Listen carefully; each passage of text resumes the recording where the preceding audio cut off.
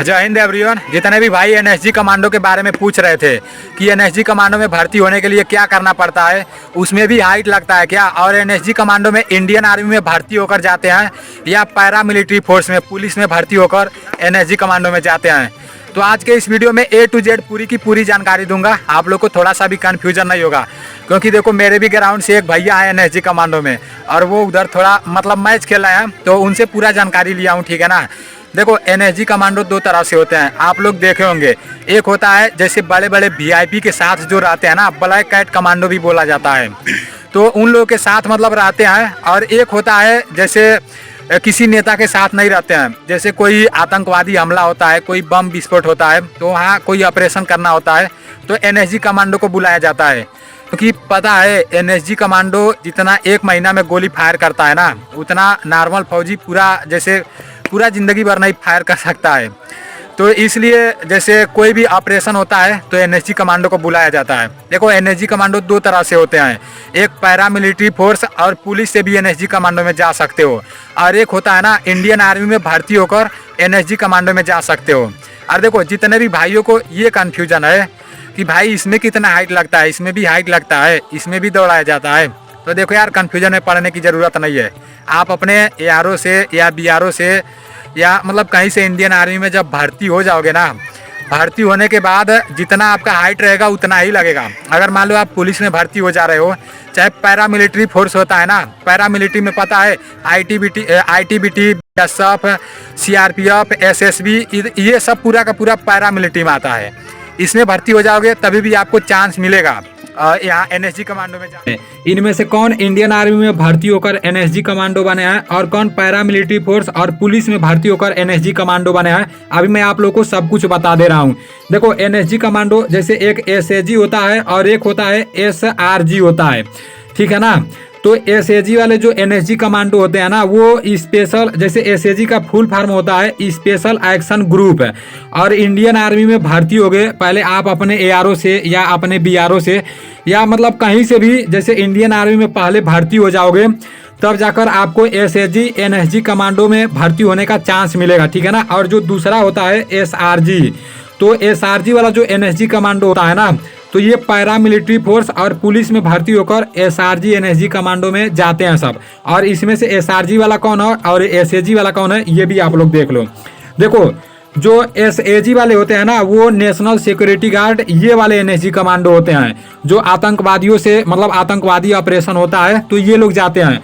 और जो SRG वाले होते हैं, जो पैरा मिलिट्री फोर्स से और पुलिस से एनएसजी कमांडो में जाते हैं, वो ये वाले होते हैं, ठीक है ना। ये लोग भी एनएसजी कमांडो होते हैं, लेकिन ये लोग किसी VIP के पीछे, किसी नेता के पीछे, मतलब ये जैसे VIP के पीछे रहते हैं। और ये जो इंडियन आर्मी में भर्ती होकर एनएसजी कमांडो में जाते हैं या SAG वाले स्पेशल एक्शन ग्रुप वाले, तो कहीं बम धमाका या कहीं मतलब आतंकवादी हमला कुछ होता है तो वहाँ ऑपरेशन किया जाता है, तो ये SAG वाले होते हैं। तो इसमें आप लोगों को कंफ्यूजन में पड़ने की ज़रूरत नहीं है, ठीक है ना।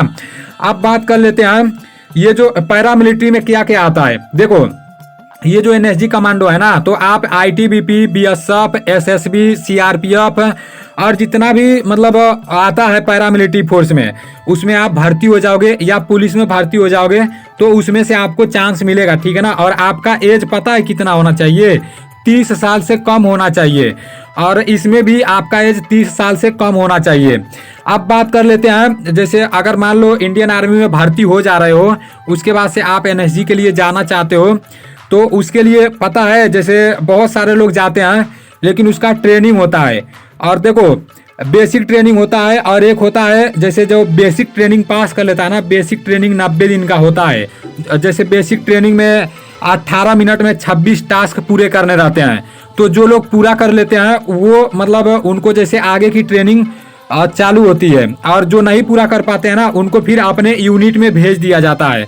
तो बेसिक ट्रेनिंग बस 90 दिन की होती है। जो 90 दिन का ट्रेनिंग पास करता है ना, उसको फिर 9 महीने की ट्रेनिंग दी जाती है, तो फिर एक फाइनल एनएसजी कमांडो भर्ती होता है। और एक बात और है भाई, देखो ये हमारे ग्राउंड से जो एनएसजी कमांडो में भर्ती हुए हैं वो भी, और बहुत सारे हमारे दोस्त हैं, वो लोग भी बताते हैं एक एनएसजी कमांडो जितना गोली फायर करता है एक महीने में ना, उतना एक फौजी, नॉर्मल फौजी पूरा अपना लाइफ में नहीं फायर कर सकता है उतना गोली।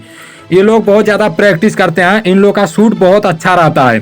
और पता है एक बात और जान लो भाई, जैसे एनएसजी कमांडो कितने साल तक रह सकते हैं, चाहे ये वाला चाहे ये वाला, दोनों मतलब मैक्सिमम 5 साल तक रह सकते हैं और मिनिमम 3 साल तक रह सकते हैं, ठीक है ना। अक्सर करके 3 साल तक रहते हैं लोग और कुछ लोग 5 साल तक रहते हैं। और इन लोग का सैलरी देखो, सैलरी तो मतलब कोई अपना क्लियर नहीं बताते हैं, लेकिन देखो 80,000 से प्लस ही रहता है, 80,000 से प्लस रहता है और लाख के ऊपर चला जाता है। वो काफ़ी अच्छा रहता है, ठीक है ना। और हाइट वेट चेस्ट ये सब पता है, जैसे जब आप भर्ती होगे ना, मान लो ये पैरा मिलिट्री वाले एनएसजी हैं, तो जब आप पैरा मिलिट्री में भर्ती होंगे, चाहे एसएसबी में, चाहे सीआरपीएफ में, चाहे आईटीबीपी में, चाहे एसएसबी में, तो उसमें जितना हाइट लगेगा, जितना चेस्ट लगेगा, जितना दौड़ लगेगा, वही सब इसमें भी रहता है भाई। क्योंकि ये भैया जब जैसे हमारे ग्राउंड से जो भर्ती हुए हैं एनएसजी कमांडो में, पहले इंडियन आर्मी में भर्ती हुए, जितना इंडियन आर्मी में मांगा था उतना ही जब वो एनएसजी कमांडो बने ना, तो वही सब सेम लगा था। तो यही मतलब दो जैसे होता है, दो तरह के एनएसजी कमांडो को से करो, ठीक है ना। जब इंडियन